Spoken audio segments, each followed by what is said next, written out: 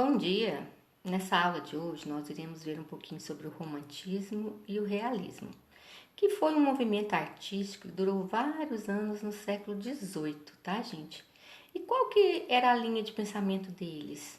Já tá falando romântico, né? Romantismo, então é paixão, tá? Mesmo real ou não. E no Brasil, esse período ele foi marcado em 1822, tá bom? Iniciou-se com quem? Com a publicação de Suspiros Poéticos de Gonçalves de Magalhães, tá bom? E quais eram essas características do romantismo?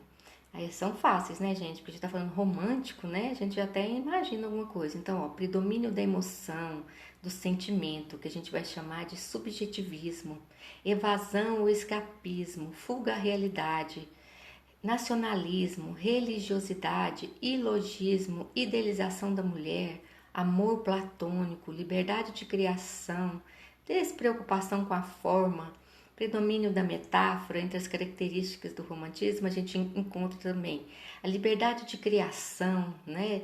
Então, olha lá, nacionalismo, historicismo, medievalismo, tradições populares, individualismo, pessimismo, escapismo e a crítica social. Mas o que a gente vai deixar mais marcado mesmo aí é essa parte dessa emoção, desse sentimento, desse amor, dessa idealização.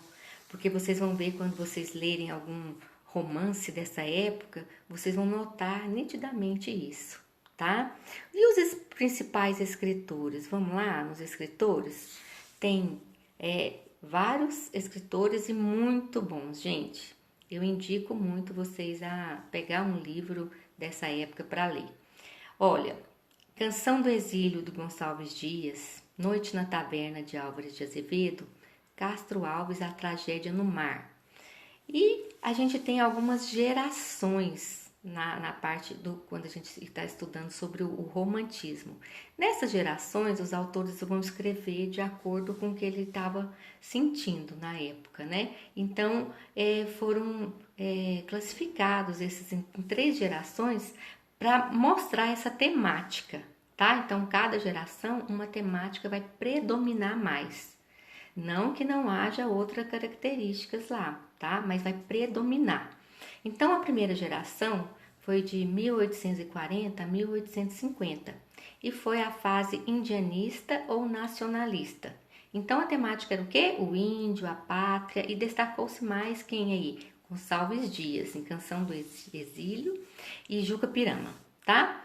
A segunda geração já foi de 1850 a 1860, que era a byroniana, que era o idealismo, a melancolia, mal do século, tá? Que era chamado, porque nessa época todos os poetas, os autores, eles estavam assim, se sentindo diferentes, sentindo acuados, sentindo mais, sabe? Então, eles vão falar sobre morte, sobre coisas assim mais fúnebres, né? Podemos dizer, tá?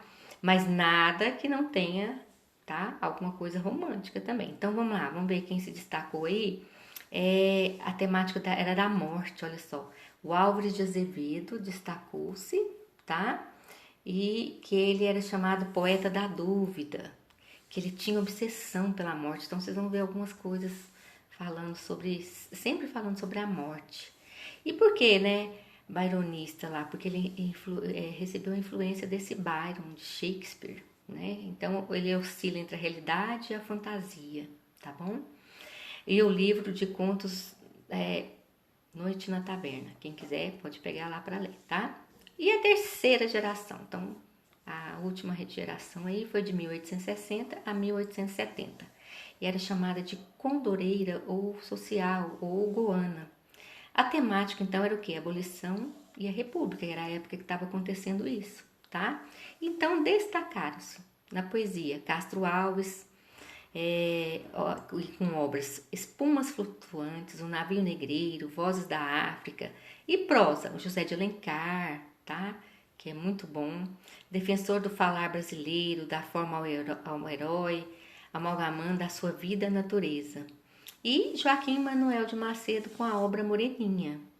Bernardo Guimarães, Escrava Isaura, tudo isso já foi transformado até em novela, gente. Eu acho que vocês, se não assistiram, pelo menos já ouviu falar. E Manuel Antônio de Almeida com a obra Memórias de um Sargento de Milícias.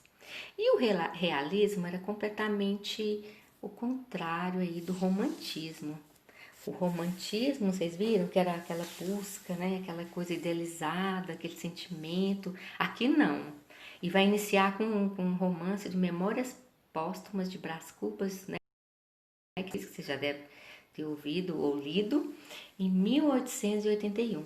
E as características diferentes do romantismo? Vamos lá, olha só. Literatura de combate social, crítica à burguesia, ao adultério e ao clero. Análise psicológica dos personagens, objetividade, temas contemporâneos.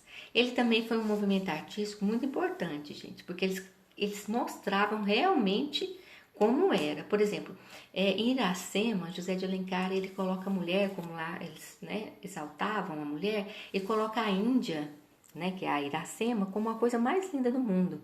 A mulher perfeita, lábios de mel, cabelos mais negros que a asa da graúna, né? E a gente sabe que o índio, ele no meio do mato, ele não tem essa, né? Esse hálito de mel, de baunilha, né? De cabelo com negro como a asa da graúna, bem arrumadinho, né? E no realismo eles vão falar a verdade, então eles não iam descrever a Iracema desse jeito, tá? Então ele foge mesmo dessa adoração do romantismo. Então ele retrata principalmente o homem, um ser, por exemplo, ali, ó, que fede, que é mal educado, sabe? Então é uma coisa mais real, por isso o nome realismo, tá?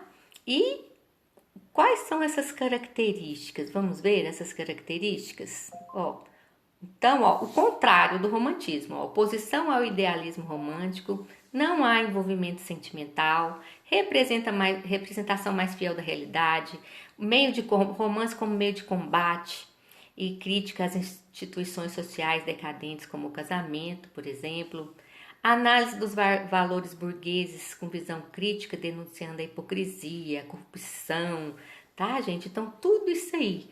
Então, completamente romantismo, depois logo vem o realismo, mas negando tudo aquilo que o romantismo falava.